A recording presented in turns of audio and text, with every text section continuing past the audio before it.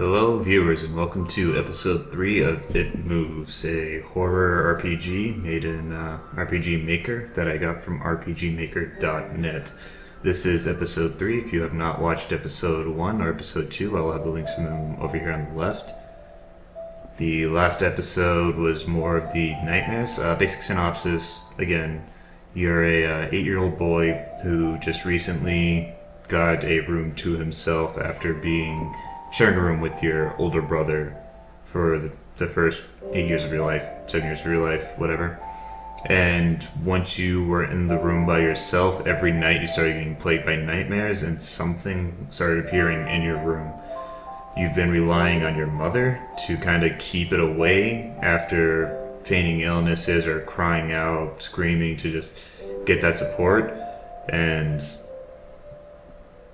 the last chapter, your mother actually had to leave the house to go take care of your grandmother who had dementia, which left you alone to deal with the horrors. And after trying to remove the bottom bunk and failing to, it made it so that when you went to sleep, you had a fucked up dream. And when you woke up, the thing that had been harassing you for the past months had been in your bed. Now, you had a crucifix that you failed to use, and because you couldn't find it.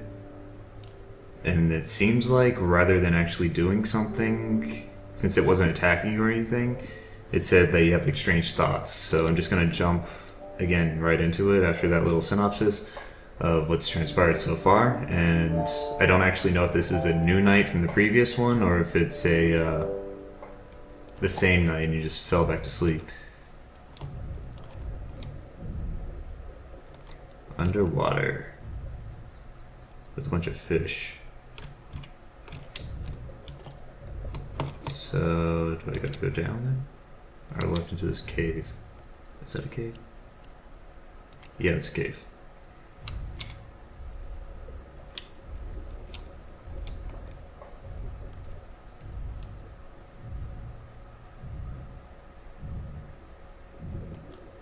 Something just kind of trouncing around down here.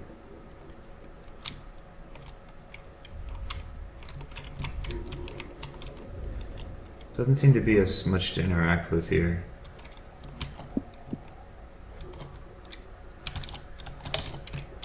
Doesn't seem to do anything. I don't know what this is, but it just doesn't look like something you should be swimming through. That's a body.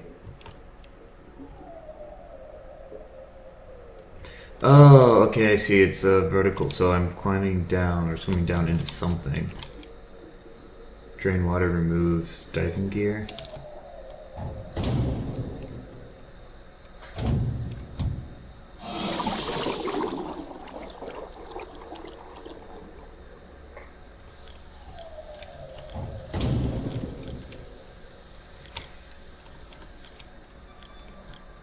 Oh, that's my father.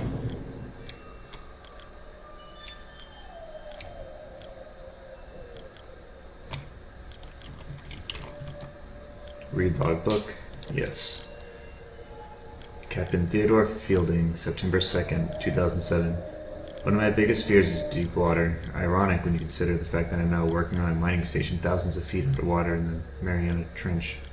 I've always wondered why I was afraid and reached a simple conclusion. The true fear presented here is actually going down beneath the surface into the depths. It's a combination of all our most common fears. 1. I fear the dark. When you're at the bottom of a body of water, you can't see anything. It's pitch black. Have you ever tried to swim as far down in a lake as you can? It gets really dark and cold really fast, about 10 feet down. But that's nothing compared to the deepest point on the entire crust of the Earth, located at the bottom of the Pacific Ocean, the Mariana Trench, which is 38,000 plus feet. If you put Mount Everest at the bottom of the trench, the top of the mountain would still be over a mile below the surface of the ocean. Everything below you is complete darkness, and this definitely plays into our collective fear of the dark. 2. Fear of suffocating. Have you ever gotten to the point to where you swam down too far in a swimming pool and you seriously considered the fact that you might not make it back to the top before you ran out of breath? If you've ever been roughhousing as a kid with blankets and pillows and you accidentally got pinned down inside of a sleeping bag or something, You get to that point where laughter temporarily turns to screaming. You know what a scary concept not being able to breathe is. Even if you have scuba gear with you down in that deep dark abyss, there's a chance a valve could pop out, or you could run out of oxygen. You can't see and you can't take a deep breath. Could it get worse? Yes. Excuse me. 3. Fear of the unknown. There are over 1 million species of creatures in the ocean, and scientists estimate that there are an additional 9 million species yet to be discovered. That means we only even know what 11% of the creatures in the ocean are. Most of the beings in the ocean are things mankind has never seen or heard of. Who knows what could be down there? Think about a time when you were walking in a dimly lit basement trying to find something. All of a sudden, something brushes up against the back of your neck. They become airborne, similarly to a frightened cat, and instantly turn around to shine their flashlight to see what it was. It was never anything actually scary. But in deep water, it's always something scary. It's dark, you can barely breathe, and something just touched you and you have no idea where they just went. But there's more to fear, I'm afraid. 4. Fear of flying insects. Imagine that, as you're walking along, all the beetles and scorpions crawling along the ground, the huge black hairy spiders that are hidden from view in the cracks, and the slimy worms and snakes that are buried beneath the ground simultaneously started flying anywhere they wanted. And that's what the bottom of the sea without water would be like. For the strange creatures underwater, there is no up or down. Even the manliest men, even though they appear to be calm, quickly tense up and become filled with secret fear that the bug might land on their eyeballs or fly into their mouths. That's why men try so hard to kill them. Unfortunately, in deep water, you can't see any of the undiscovered freakish flying creatures that brush past your body as you grasp at your suffocating throat. 5. The fear of being caught. Imagine that you're running from a bear. You'll be eaten if you are caught, and it doesn't help that bears can run faster sideways than the fastest you can run forward. When you're at the bottom of the sea, everything that is around you was built to move in the water. If something truly frightening like a shark or a giant squid caught sight of you, you could turn the other way and flail about all you want, but the monster will catch up to you in a split second. You can't get away from anything. Even if you had the wherewithal to see and breathe, you couldn't run from danger. It would simply find you and devour you. There are a lot of places that I wouldn't want to be, such as trapped in a burning house alone, or alone in the vacuum of space. But in the burning house, at least I could see. In space, at least there aren't any creatures that could get me. There are no other places in the universe that combine as many common fears as 7 miles below the surface of the Pacific Ocean. It is because of that combination of all these fears that I'm so horrified by deep water. And to bed. You can go down or I can go... go down. Okay, I lied, don't go down. Follow... Watashi no Otosan. Mi padre. Oh god, he just walked out into the... What?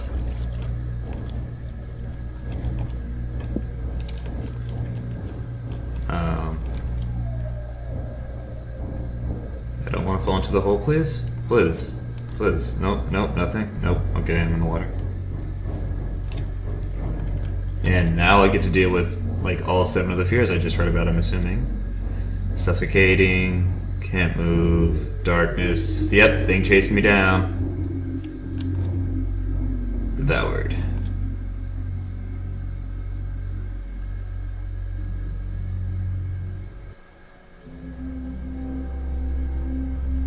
If I didn't feel as bad as the rest, and it'd be really fast if I didn't read the logbook. What if it was asleep? It hadn't so much as breathed since I'd woken up. Perhaps it was resting, believing that it finally got me. That I was finally in its grasp. Or perhaps it was just toying with me after all. It had been doing just that for countless nights. And now with me under it, pinned against my mattress, with no mother to protect me, maybe it was holding off, savoring its victory until the last possible moment, like a wild animal savoring its prey. I tried to breathe as shallowly as possible and mustering every ounce of courage I could. I reached over slowly with my right hand and began to peel the blanket off of me. What I found under those covers almost stopped my heart. I did not see it, but as my hand moved the blanket, it brushed against something smooth and cold, something which felt unmistakably like a gaunt hand. I held my breath in terror as I was sure it must now have known that I was awake. Nothing. It did not stir, it felt dead. After a few moments, I placed my hand carefully further down from the blanket and felt a thin, poorly formed forearm. My confidence, almost twisted sense of curiosity. My confidence and almost twisted sense of curiosity as I moved down, further to a disproportionately larger bicep muscle. The arm was outstretched lying across my chest, with a hand resting on my left shoulder as if it had grabbed me in my sleep. I realized I would have to move this cadaverous appendage if I so much as hoped to escape his grasp. For some reason, the feeling of torn, ragged clothing on the shoulder of this nighttime invader stopped me in my tracks. Fear once again swelled up in my stomach and in my chest as I recoiled my hand in disgust at the touch of his straggled, oily hair. I could not bring myself to touch his face, although I wondered this very day what it would have felt like. Dear God, I moved.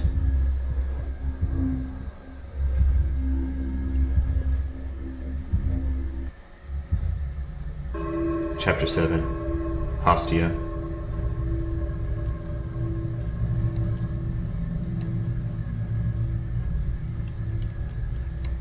Save.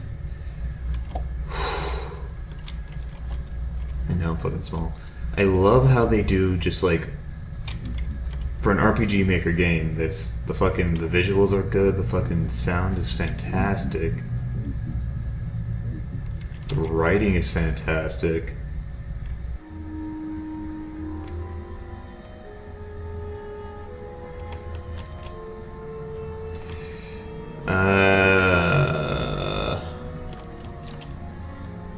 I think I'd rather not walk into the mass of flesh if I can go back and play around with that giant. That sounds a bit more appealing.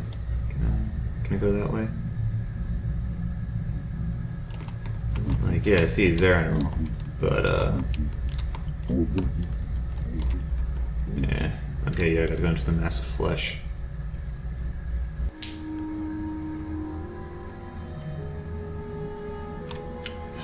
Here we go.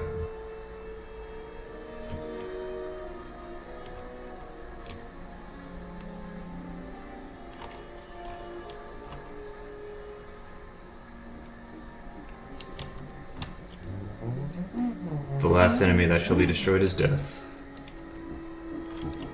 The last enemy that shall be destroyed is death. I don't actually. What do you give that thing for a voice? Like, I don't know.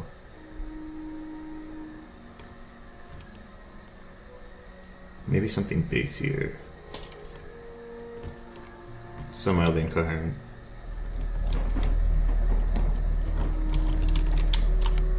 It's a bunch of people trapped under some fucked up reactor tower looking thing. Like a Silent Hill got a Mako reactor from Final Fantasy VII.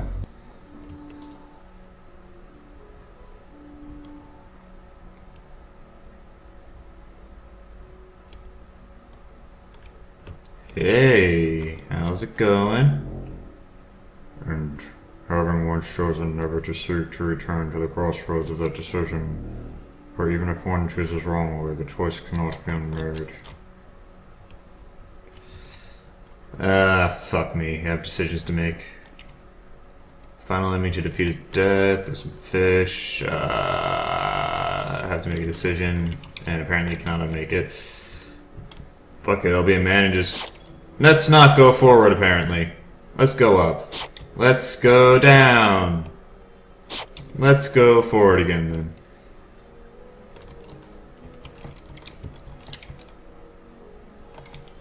Let's go up, then. Let's try to go backwards and fail horribly? No. No.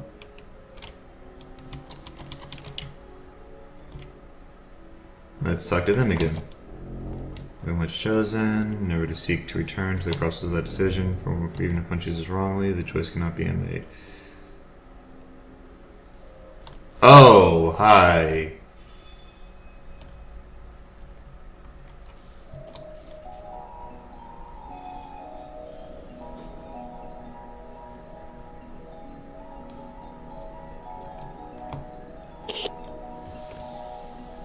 I didn't actually see what that was, other than what looked like a toothy, snarly face.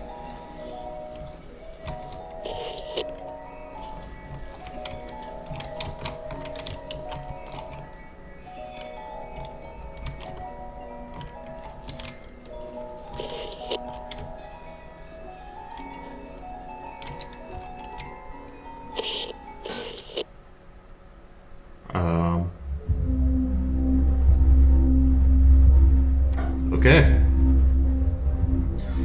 It moved. was subtle, but its grip on my shoulder and across my body strengthened. No tears came, but God, how I wanted to cry. As its hand and arm slowly coiled around me, my left leg brushed along the cool wall which the bed lay against. Of all that happened to me in that room, this was the strangest. I realized that this clutching, rancid thing which drew great delight from violating a young boy's bed was not entirely on top of me. It was sticking out from the wall like a spider striking from its lair. Yeah. Suddenly its grip moved from the slow tighten to a sudden squeeze, and it pulled and clawed at my clothes as if frightened that an opportunity would soon pass. I fought against it, but its emaciated arm was too strong for me. Its head rose up, writhing and contorting under the blanket, and now I realized where it was taking me, into the wall. I fought for my dear life. I cried, and suddenly my voice returned to me, yelling and screaming, but nobody came. Then I realized why I was so eager to suddenly strike, why this thing had to have me now. Through my window, the open window which seemed to represent so much malice from outside, streaked hope. The first rays of sunshine. I struggled further, knowing if I could just hold on, it would soon be gone. As I fought for my life, the unearthly parasite shifted, slowly pulling itself up my chest, its head now poking out from beneath the blanket, wheezing, coughing, rasping. I did not remember its features. I simply remember its breath against my face, foul and as cold as ice. As the sun broke over the horizon, that dark place, that suffocating room of contempt, was washed, bathed in sunlight. I passed out as the scrawny fingers encircled my neck, squeezing the life from me.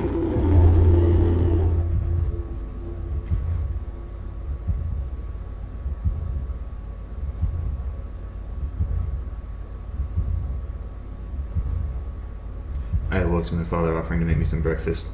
A wonderful sight indeed. I survived the most horrible experience of my life until then and now. I moved the bed away from the wall, leaving behind the furniture I believed would stop that thing from taking a bed. Little did I think it would try to take mine and me. Weeks passed without incident, yet on one cold, frostbitten night, I woke to the sound of the furniture where the bunk beds used to be vibrating violently. I lay there, sure I could hear a distant wheezing coming from deep within the wall, finally fading into the distance. The following year I was given a larger room on the other side of the house, and my parents took their room as their bedroom. They said they didn't need a large room, just one big enough for a bed and a few things. They lasted 10 days. We moved out on the 11th.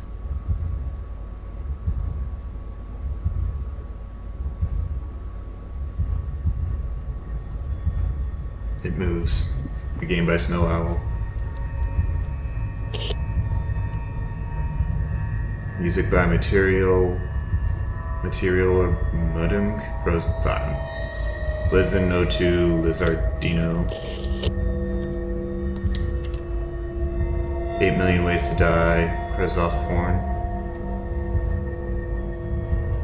Based on the story Bedtime by Michael Whitehouse. That's why it was like a good fucking book, is because it was based off a book. Playtesting by Optical Mouse. Script by Mog Hunter, Yes I'm Aaron, Tsukihime, Modern Algebra, Mike B89 Galv.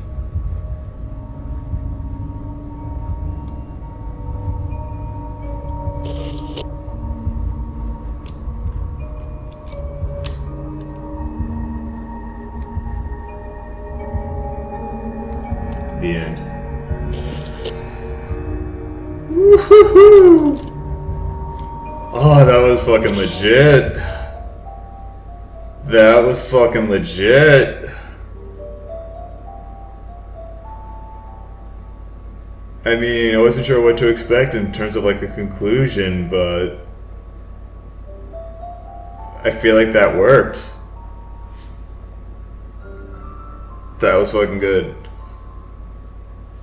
Well, didn't have to do as much voice acting as I expected, but I enjoyed the shit out of that. I would definitely recommend it. Definitely a headphones game. Play that shit in the dark kind of thing.